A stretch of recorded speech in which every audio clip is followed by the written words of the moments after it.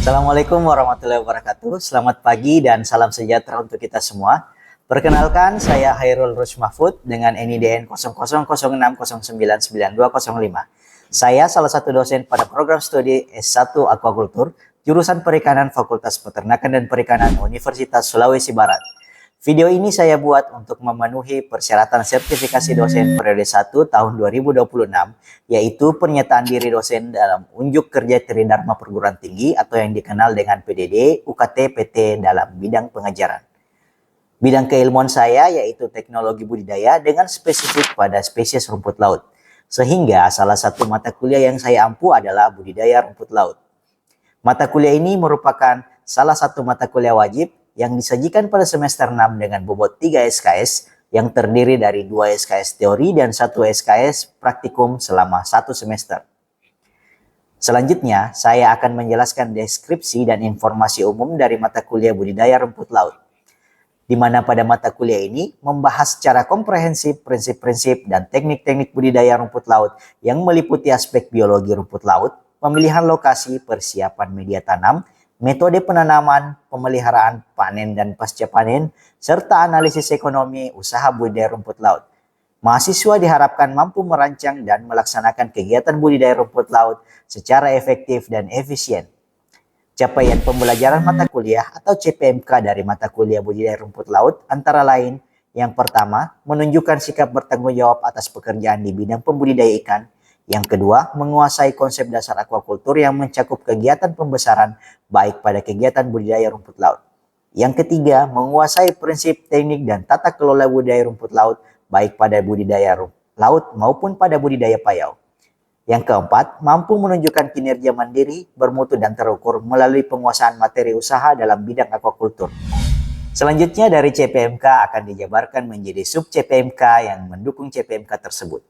Sub CPMK dibagi menjadi 9 bagian yang berisi. Yang pertama, mahasiswa mampu menguraikan konsep dasar aquaculture tentang rumput laut. Yang kedua, mahasiswa mampu menjelaskan siklus hidup dari berbagai jenis rumput laut beserta klasifikasi dan menjabarkan perbedaan teknik pembesaran dalam berbagai sistem budidaya. Yang ketiga, mahasiswa mampu mengidentifikasi faktor lingkungan yang mempengaruhi pertumbuhan rumput laut di sistem budidaya laut ataupun payau. Yang keempat, mahasiswa mampu menguraikan tata cara pemilihan lokasi budidaya. Yang kelima, mahasiswa mampu merancang sarana dan konstruksi budidaya rumput laut. Yang keenam, mahasiswa mampu menyusun rencana teknis budidaya rumput laut, mulai dari persiapan lahan, pemilihan bibit, hingga panen dan pasca panen sesuai dengan kaidah teknis dan keberlanjutan. Yang ketujuh, mahasiswa mampu menyusun rencana usaha budidaya rumput laut yang mencakup analisis kelayakan teknis dan finansial. Dan yang kedelapan, mahasiswa mampu mengelola kegiatan budidaya secara mandiri dan terukur dengan mengaplikasikan prinsip-prinsip manajemen produksi, pemasaran, dan pengendalian risiko dalam usaha budidaya rumput laut. Bahan literatur yang saya gunakan adalah beberapa jurnal dan buku nasional maupun internasional. Selain itu, terdapat literatur pendukung yang berasal dari artikel ilmiah yang pernah saya dan tim publikasikan.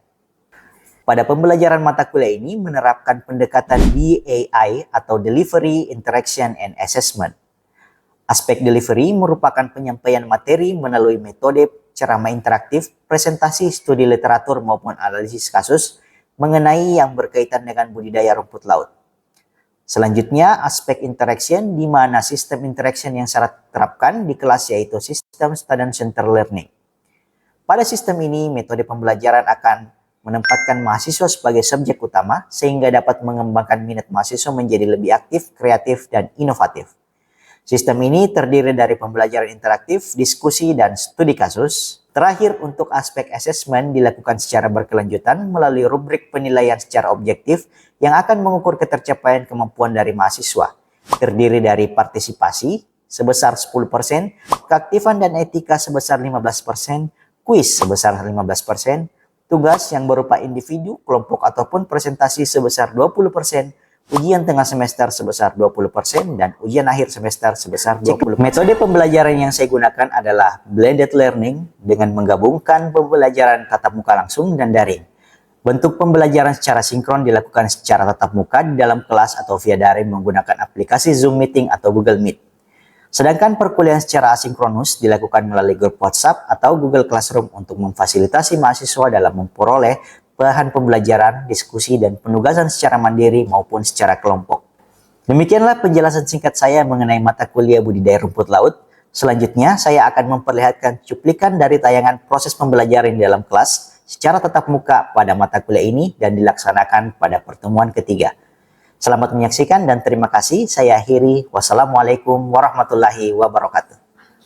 Baik, Assalamualaikum warahmatullahi wabarakatuh.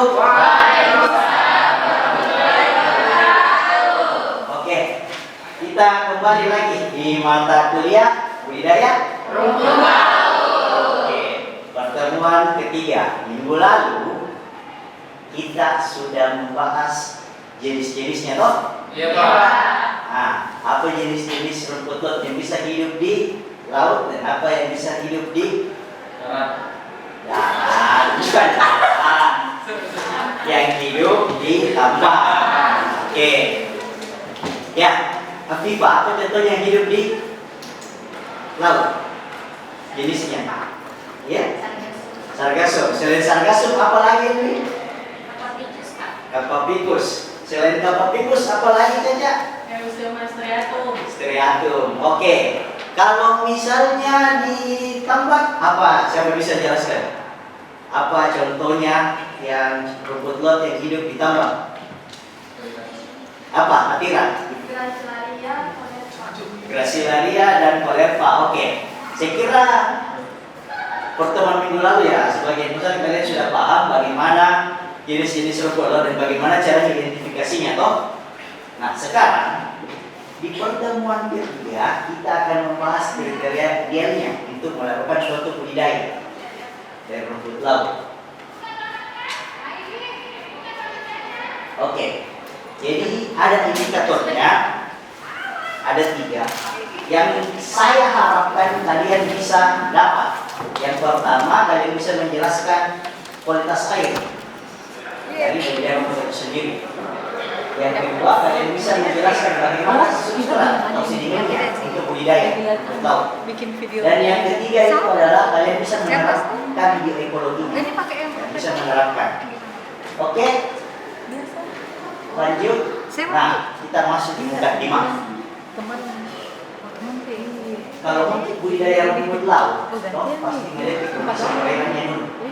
Apakah bisa cocok atau tidak untuk budidaya rumput laut?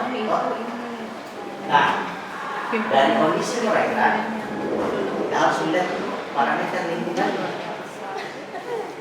Parameter lingkungan akan menghasilkan suatu kriteria ideal untuk budidaya rumput laut. Kalau angkanya cocok, nah bisa analogikan sebagai begini. Anggaplah kalian baru datang di Sulbar, apa ya, pasti masih awal, pasti kalian cari apa pertama? Tempat tinggal, toh? Apa ciri-cirinya? Apa ciri-cirinya kalau kalian cari tempat tinggalnya? Nah, cari yang dekat, toh? Cari yang nyaman. Apalagi? Cari yang murah. Toh? Kenapa? Supaya kalian nyaman, supaya kalian betah di situ. Nah, sama halnya dengan rumput laut juga. Kita harus lihat parameter lingkungannya. Parameter lingkungan biasanya ada 3. Yang pertama itu parameter fisika, ada parameter kimia, dan ada parameter biologi. Ada yang bisa bedakan parameter-parameter ini? Pasti. Ya.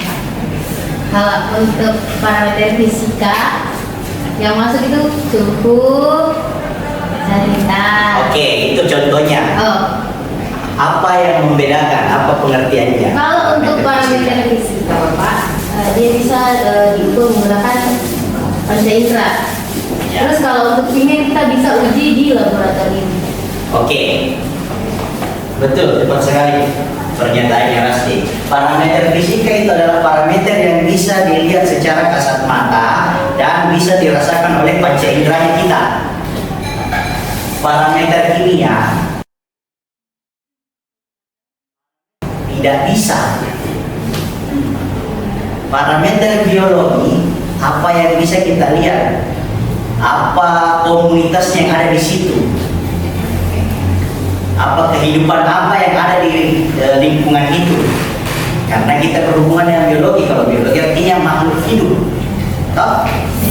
Oke.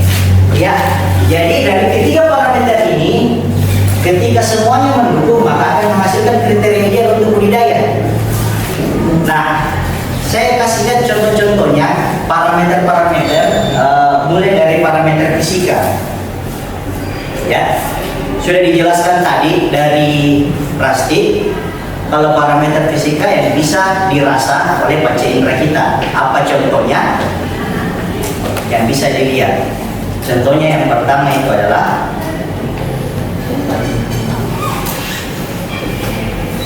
keterlindungan, flash protection. Saya analogikan tadi ke kalian bagaimana caranya kalian cari rumah. Tahu? Keterlindungan, kenapa bisa? Kita mau cari lingkungan yang bisa melindungi rumput laut. Nah, bisa melindungi dari hantaman gelombang, hantaman arus yang kencang, lanjut gangguan dari hama. Nah, harus diperhatikan semua. Kenapa? Karena bakal mengganggu pertumbuhan dari rumput itu sendiri. Nah, perlu juga diperhatikan kalau mau kita budidaya rumput laut harus terhindar dari yang namanya jalur pelayaran, pelabuhan, bangunan air dan buangan limbah. Kenapa? Sama halnya tadi akan mengganggu pertumbuhan, menyebabkan rumput laut menjadi stres, tidak tumbuh bahkan mati.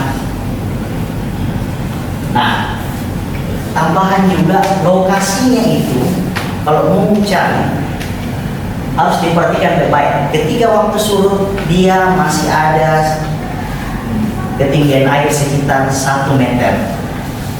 Kenapa? Karena jangan sampai ketika surut sudah tidak ada air, tidak bisa. Contohnya, nah, bisa kalian lihat ini ada contoh substrat. Yang pertama itu adalah substratnya karang. Tidak terlalu bagus ketika banyak sekali karang karena akan terjadi persaingan dalam memperebutkan nutrien. Oke. Terlalu banyak tumbuhan air juga sama, ada persaingan memperebutkan nutrien. Jadi yang paling bagus yakni dasarnya pecahan karang ataupun pasir yang paling bagus. Tidak ada persaingan, dia sendiri yang hidup. Nah, sea waves namanya gelombang, nama lain dari gelombang. Jadi apa perannya gelombang? Gelombang itu dia berperan dalam difusi gas ke perairan. Jadi dia akan sebagai penghasil oksigen untuk makhluk di laut. Nah, kalau gelombangnya besar, dia berpotensi merusak media budidaya. Tidak bagus. Kalian tidak bisa melakukan budidaya rumput laut di daerah yang gelombangnya tinggi. Oke, lanjut. Arus apa hubungannya arus dengan budidaya rumput laut? Arus itu berperan dalam mengontrol pertumbuhan. Kenapa? Karena arus itu mengalirkan nutrien yang nantinya digunakan rumput laut untuk hidup, melakukan metabolisme, berfotosintesis dan lain-lain sebagainya. Nah, ada juga peran lainnya, dia berperan untuk mencuci kotoran apabila ada yang menempel di talus. Harus juga berperan untuk mencegah fluktuasi suhu. Fluktuasi suhu itu bagaimana? Perubahan suhu secara tiba-tiba. Sintesis. Kenapa? Karena penetrasi cahaya yang masuk ke dalam air menjadi berkurang. Nah, kadar oksigen, kalau air keruh, kadar oksigennya juga semakin tipis, semakin jelek. Jadi akan sangat memungkinkan bagi rumput laut untuk stres tadi dan mati. Oke, mungkin kita lanjut. Nah, itu tadi parameter fisika. Parameter fisik bisa dilihat, bisa kita rasa oleh panca indera. Nah, sedangkan ini adalah contoh parameter kimia. Parameter kimia tadi sudah dijelaskan, tidak bisa kita rasa oleh panca indera, jadi harus diukur. Entah itu bisa diukur langsung di lapangan, namanya in situ, atau bisa diukur di bawah sampelnya di lab, namanya ex situ. Contoh parameter kimia adalah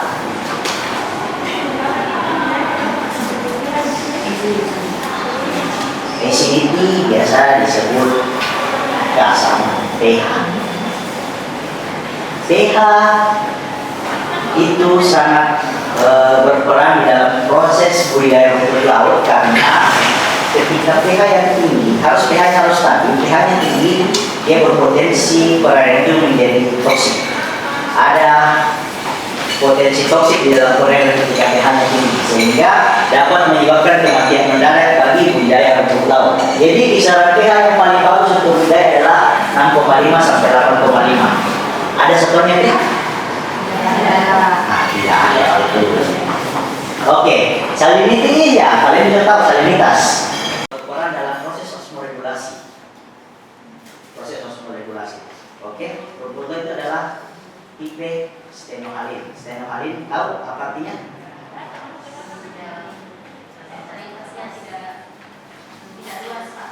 Oke. Stenohalin adalah makhluk hidup yang tidak bisa hidup di kisaran salinitas yang jelas. Jadi kenapa? Karena akan menyebabkan pertumbuhan yang terhambat. Osmoregulasinya menjadi terhambat juga. Metabolismenya terhambat, semuanya terhambat. Jadi harus diperhatikan itu baik-baik. Itu menjadi faktor penting untuk budidaya rumput laut. Nah, ada lagi yang lebih penting, yang namanya unsur hara. Unsur hara itu ada namanya nitrat, ada namanya fosfat. Nitrat itu dia bisa sebagai nutriennya, dia berperan langsung dalam proses fotosintesis dan metabolismenya. Fosfat dia sebagai salinan, biofilter, filter alami untuk rumput laut. Ya, mendukung juga proses fotosintesis dan pertumbuhan. Ya, ada juga oksigen terlarut. Oksigen terlarut ya seperti kita ketahui berfungsi sebagai apa? Ya, berperan dalam proses respirasi dari makhluk hidup. Hasil fotosintesis dari rumput laut kan berupa oksigen dan glukosa, di mana oksigen akan membantu makhluk hidup yang lain untuk melakukan metabolisme, respirasi dan lain sebagainya. Oke. Parameter kimianya hanya itu, ada yang lain, tapi yang penting itu yang tadi 5 itu. Nah, sekarang parameter biologi. Apa kira-kira apa yang ada di pikirannya kalian kalau kita bicara biologi berhubungan dengan parameter biologi? Nah, organisme. Apa kira-kira kalau organisme? Selain itu, kalau bicara ke parameter biologi, fitoplankton. Bukan juga fitoplankton sih, zooplankton juga, plankton lah lebih tepatnya. Dan ada asosiasi, mereka juga berasosiasi dengan itu. Nah, harus juga diperhatikan baik-baik. Serta tumbuhan-tumbuhan yang lain, organisme-organisme yang lain kita harus perhatikan. Kenapa? Karena jangan sampai kayak tadi ada badan langka atau ada karangka sehingga rumput akan sulit tumbuh karena ada persaingan di dalam. Nah, begitu pun juga dengan plankton. Jadi terlalu banyak juga di situ akan menimbulkan blooming bisa mengakibatkan pertumbuhan dari produk baru. Kenapa? Karena perairan menjadi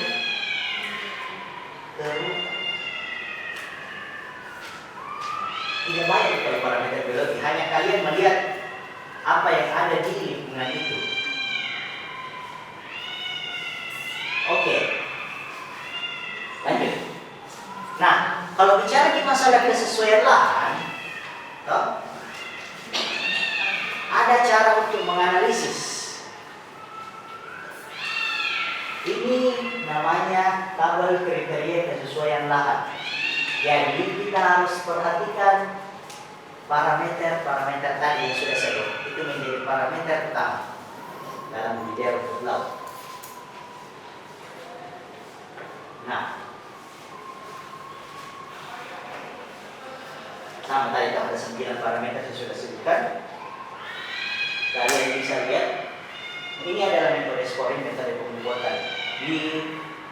Sebelum kita melakukan budidaya rumput laut, kita harus melihat kadar kualitas airnya, suatu perairan terlebih dahulu. Artinya kita harus turun langsung ke lapangan, ambil datanya, terus kita akan cocokkan dengan data-data ini.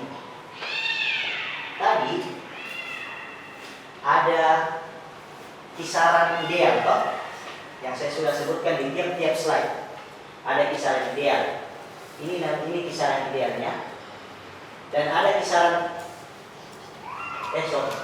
ini kisaran idealnya, ini kisaran yang sedang. Sedang itu ketika nilai yang didapat di luar dari kisaran ideal, tapi masih bisa dibentuk, masih bisa hidup, masih bisa tumbuh. Dan ada juga kisaran yang tidak bagus. Kenapa? Karena ketika kisaran ini tidak bagus, rumput laut itu otomatis akan sulit untuk hidup. Jadi ketika sudah di lapangan, sudah diambil semua data-datanya, kita akan sesuaikan dengan scoring ini. Nanti disesuaikan. Oke, silakan. Jadi tadi di bagian parameter kimia ada fosfat dan nitrat. Jadi dari mana asal dari fosfat dan nitrat yang ada dalam perairan? Terima kasih Pak. Oke, asal fosfat nitrat di perairan. Asalnya itu ada secara alami, ada secara buatan. Kalau buatan itu biasanya dari manusia. Alami biasanya dari pelapukan bebatuan, pelapukan karang yang ada di perairan, karang yang mati, lapuk, kerak. Oke, yang kedua itu biasanya dari hasil metabolisme dari organisme. Hasil metabolisme organisme biasanya dalam bentuk apa? Hasil metabolisme feses. Ada juga kalau secara alami ada juga dari limbah buatan dari manusia kah, atau ada biasa hasil buangannya sudah orang mencuci di sana dan buang ke laut airnya. Atau ada juga limbah yang lain seperti limbah industri langsung dibuang ke laut. Nah, itu dia menjadi fosfat dari nitrat itu. Oke, terlalu banyak fosfat dan nitrat di perairan, terlalu banyak itu tidak bagus. Di mana-mana kalau banyak itu tidak bagus. Kenapa? Karena dia berpotensi sebagai toksin. Dia berpotensi sebagai racun. Dia ada yang diisi dengan apa? Makanya harus diperhatikan baik. Oke, paham belum? Oke, lanjut. Ada lagi pertanyaan? Oke, siap. Silakan. Saya yaitu bagaimana cara unsur hara diserap oleh Unsur hara beda dari rumput laut itu beda, dia bukan tumbuhan sejati. Tumbuhan sejati kan dia tumbuhan yang punya batang, akar, daun, dan bla bla bla bla bla.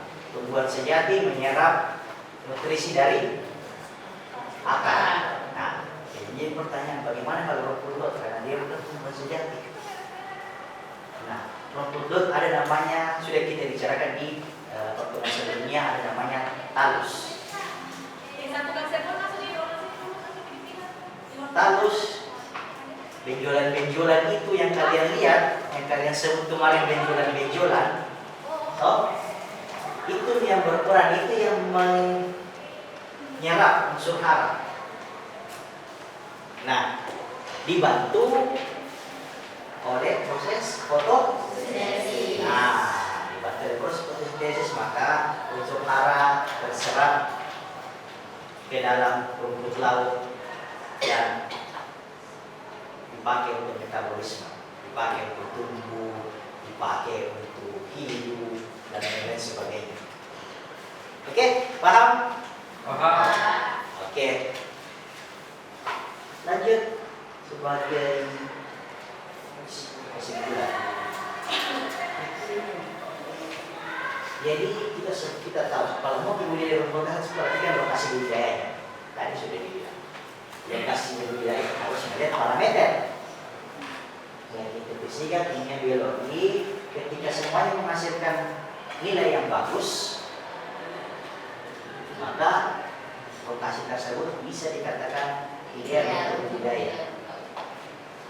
Ideal itu belum tentu bagus. Kenapa? Karena kan kita belum melakukan budidaya di situ. Jadi harus dilakukan uji coba dulu. Cocok atau tidak? Walaupun hasilnya dikatakan semua bagus, tetap harus uji coba. Karena jangan sampai ada faktor non teknis yang bisa menghambat pertumbuhannya rumput laut.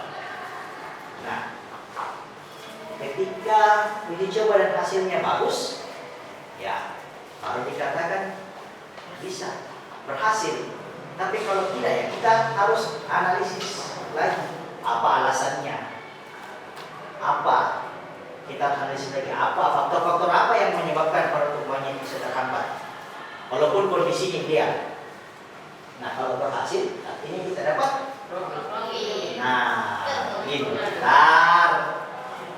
Oke. Ya, ini referensi yang saya gunakan, silakan dilihat. Dan yang terakhir ada tugasnya untuk kalian. Jadi silakan kalian cari jurnal yang berhubungan dengan kesesuaian lahan untuk bidang rumput laut, resume, buat resumenya, kemudian kalian presentasikan minggu depan. Oke? Baik, mungkin itu saja dari saya. Sekian dan terima kasih. Jazakumullah khairan. Assalamualaikum.